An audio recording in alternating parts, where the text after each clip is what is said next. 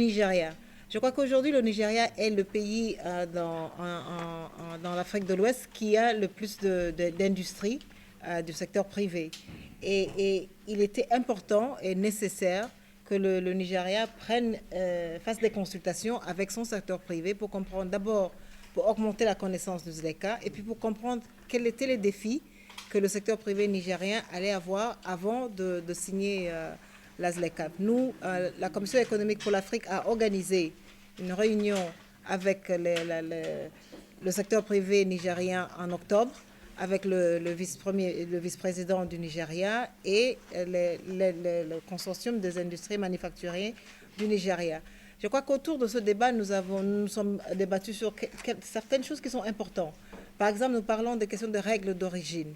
Nous ne voulons pas qu'en signant la ZLECA, les pays tiers qui ne sont pas africaines font ce que nous appelons du dumping. Ça veut dire qu'on amène les produits ou les biens qui sont moins chers, qui ont été produits à l'extérieur du continent et qu'on puisse peut-être le faire passer par un autre pays dans un autre pays.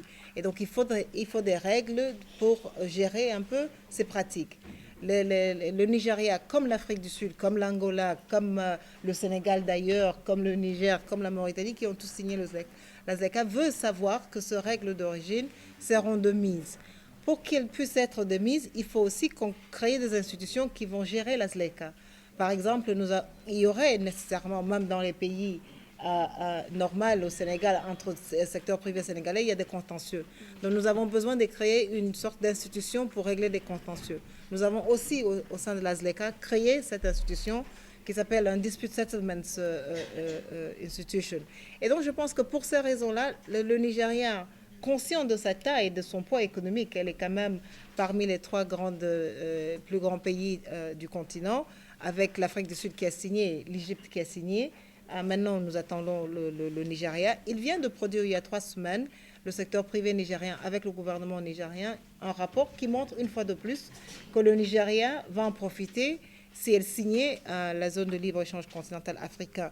Mais je crois qu'on avait besoin de cette période de consultation, on avait besoin de fédérer le secteur privé nigérien. Évidemment, sur le secteur infrastructure, le Nigeria, comme nous le savons tous, peine encore un peu dans la question d'énergie et dans d'autres questions de mobilité qui peuvent entraver leur compétitivité. Donc, ils doivent aussi se mettre à jour avant d'ouvrir leur marché. Et donc, nous pensons et nous sommes conscients du fait qu'ils sont en train de réfléchir. Nous espérons qu'ils vont signer et ratifier la ZLECA d'ici les 6 mois qui viennent. Nous sommes sûrs qu'à Niamey, ils vont aussi donner peut-être quelques indications vers là où ils veulent aller.